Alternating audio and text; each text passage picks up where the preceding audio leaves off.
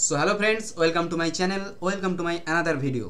सो आजकेर भिडियोटा ভিআরপি এবং ভিএসটিদের নিয়ে ও তাদের ভবিষ্যৎ নিয়ে। তো ভিআরপি অর্থাৎ ভিলেজ রিসোর্স পার্সন, যাকে বাংলায় গ্রাম সম্পদ কর্মী বলা হয়, আর ভিএসটি অর্থাৎ ভিলেজ সার্ভেলেন্স টিম। তো প্রথমে আসি ভিআরপি। এদের কাজ কি?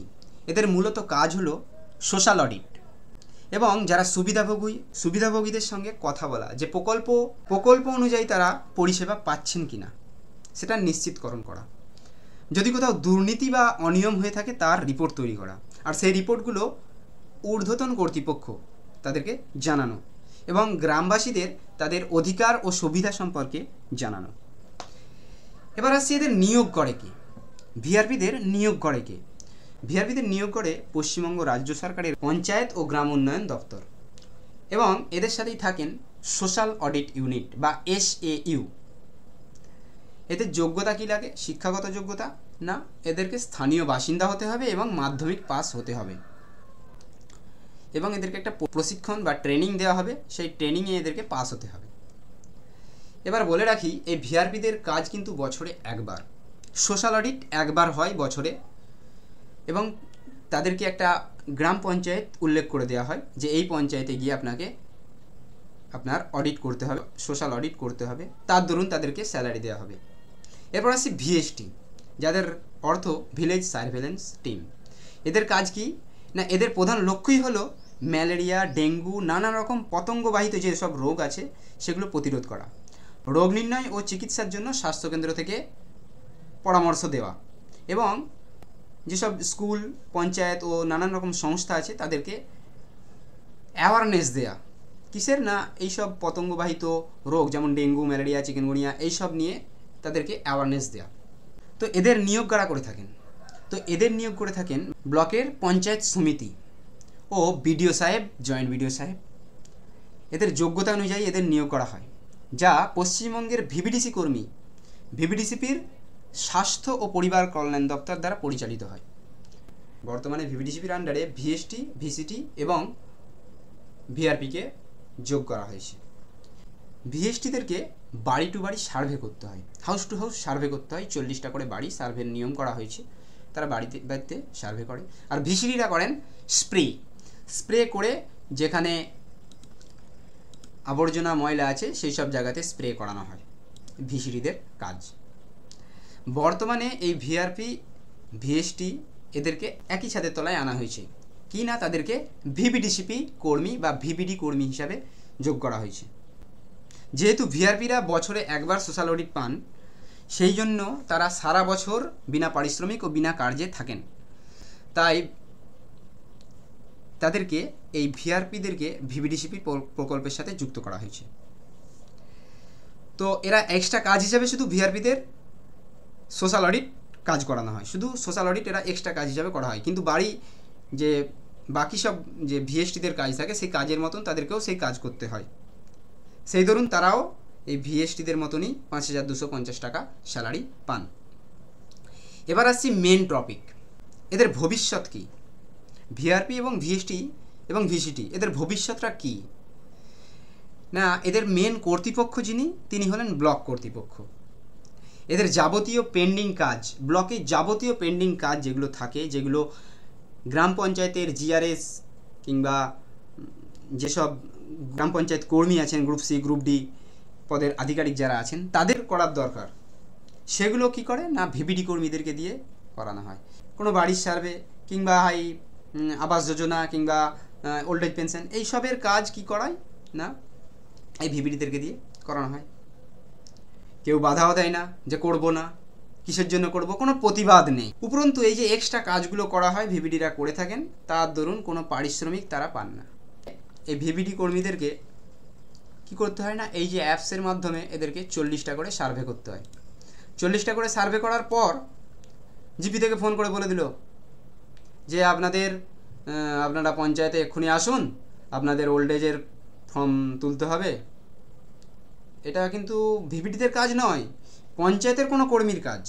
সেই কাজটা করতে হচ্ছে আপনাদেরকে, কারণ সেই কর্মী, যে কর্মী আছে পঞ্চায়েত কর্মী, সে কোনো নেতাকে কোনো মেম্বারকে বলে দিল যে এই কাজ আছে, যেহেতু আমাদের সবাই ওই পঞ্চায়েতের কর্মীর কাছ থেকে কোনো সুবিধা পাবে সেই মেম্বার কিংবা নেতা, সে কী করলো, কর্মী নেতাকে বলে দিল যে আপনারা এই কাজটা ওদেরকে দিয়ে উদ্ধার করে দিন আর ওদেরকে ভয় দেখিয়ে দিন, যদি না করেন তাহলে ট্রান্সফার করিয়ে দেওয়া হবে, এক জায়গা থেকে অন্য দূরে একটা কোনো জিপিতে ট্রান্সফার করে দেওয়া হবে।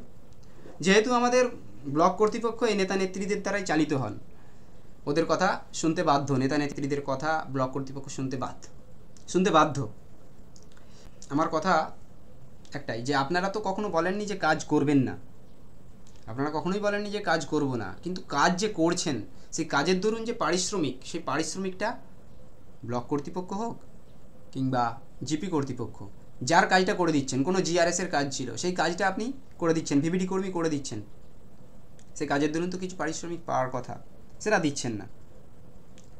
এদিকে বলে দিচ্ছেন old age, toilet, Awas Yojana, job card, NSP, নানান রকম বিনা পারিশ্রমিকের কাজ করিয়ে মারছে। যারা জিপি কর্মী আছেন তারা ঠিক তাদের পারিশ্রমিক পেয়ে যাচ্ছেন। কাজটা উদ্ধার করে দিচ্ছে কারা না, ভিভিডি ভিভিসিটিরা, এরা কাজটা তুলে দিচ্ছে, কিন্তু পারিশ্রমিক পেয়ে যাচ্ছে জিপি কর্মীরা। সর্বোপরি একটা বড় কথা যেটা হলো আপনাদের স্যালারি, যে স্যালারিটা জেলা থেকে ছেড়ে দিচ্ছে আপনার হেড পিছু 5250 টাকা করে ছেড়ে দিচ্ছে, সেটা আপনাদের ব্লক কর্তৃপক্ষের কাছে চলে আসছে, কিন্তু সেটা 5 মাস 6 মাস 3 মাস পরে আপনার খাতায় ক্রেডিট হচ্ছে, আপনার খাতায় সেটা 3 মাস 4 মাস 5 মাস পরে ক্রেডিট হচ্ছে, আর ব্লক কর্তৃপক্ষ অন্য একটা কোনো খাতে সেই টাকাটাকে ইউজ করে নিচ্ছে, ব্যয় করে দিচ্ছে। যেহেতু আপনাদের সাম্মানিক খুবই কম, 5250 টাকায় কারা কখনো সংসার চলে না। কেউ যদি কোনো কাজ, রাজমিস্ত্রির কাজ কিংবা আদার্স কোনো কাজ, টেলারিংয়ের কাজ করতে গেল কিংবা কোনো দোকান খুলে কাজ করছে, তখন তাকে বারণ করা হচ্ছে আপনি একটা কাজ ছেড়ে অন্য কাজ করতে পারবেন না। আরে ভাই, আপনাদের 30-40 হাজার টাকা মাইনে, যেসব কর্তৃপক্ষ আছেন তাদের স্যালারি 30-40 হাজার টাকা স্যালারি, এখানে 5250 টাকায় আপনাদের সংসার চলছে না, আপনি তাই তো অন্য কোনো কাজে যাচ্ছেন, কাজ ছেড়ে দিচ্ছেন সেটা তো নয়, কাজ তো করছেন আপনি, 40টা কাজ করে বাড়ি সার্ভে করে তারপরে যাচ্ছেন, উপরন্তু যখন ডাকছে নাকে মুখে কোনো কিছু খাবার না দিয়েই ছুটে যাচ্ছেন, ব্লক থেকে ডেকেছে, না হাজির হলে এখন কোথায় কি কিছু বলে থাকবে, ডাকছে যেতে হচ্ছে, আমাদেরকে চলে যেতে হচ্ছে, ডাকা মাত্রই আপনাদেরকে চলে যেতে হচ্ছে, তো যখন ব্লক ডাকছে তখনই চলে যাচ্ছেন। এইসবের দায়ভার কিন্তু আপনারা নিজেরাই, কারণ কি সংগঠন নেই, কোনো প্রতিবাদ নেই, কেন করব, কিসের জন্য করব, এই প্রশ্ন করার মতো কোনো মুখ নেই। সর্বোপরি একটাই কথা আপনাদের কাছে, ইউনিটি চাই, একতা চাই, সংগঠন করতে হবে। সংগঠন কখনোই টাকা পয়সার জোর দেখায় না যে টাকা দিয়ে সংগঠন করতে হবে, আর এমন কোনো সংগঠন করা ঠিক নয় যেখানে টাকা দিতে হয়। ধরুন কোনো নেতা বলল আমাকে এই টাকা দিন, আমি তবে উপর মহলে আপনাদের ব্যাপারটা নিয়ে বলবো, সে যদি টাকা চায় তার মানে ও সেই মন্ত্রী হওয়ার যোগ্য নয়। কোনো মন্ত্রী যদি বলে আমাকে এত টাকা দিন, আপনাদের স্থায়িত্বকরণ গভর্নমেন্ট আন্ডারে নিয়ে চলে যাব, আপনারা যদি আমাকে টাকা দেন তাহলে আমি সেটা করে নেব, আমার একটু পারপাসে খরচ আছে, হ্যাঁ, আমি একটা তোমার বৈঠক করব, সেই ধরুন আমাকে টাকা দিতে হবে, এটা করা সেই নেতা বলে মানা চলে না তাকে। তো সকল কর্মীকে এক ডাকে হাজির হতে হবে, প্রতিবাদ করতে হবে, প্রতিবাদ থেকে হবে প্রতিরোধ।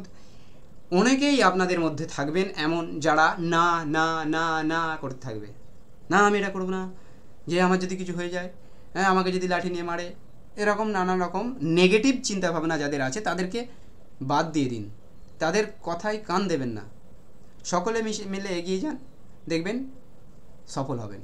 প্রতিবাদ করুন, প্রতিবাদ করলেই সফল হবেন। তো এটাই আমার কথা, প্রতিবাদ করুন, সংগঠন করুন, জানতে চান কেন করব, কিসের জন্য করব, আর আপনাদের স্যালারি যাতে দ্রুত পান সেটার জন্য সর্বদাই চেষ্টা করুন ব্লক কর্তৃপক্ষকে জানানোর যে স্যার কবে হবে কবে হবে কবে হবে।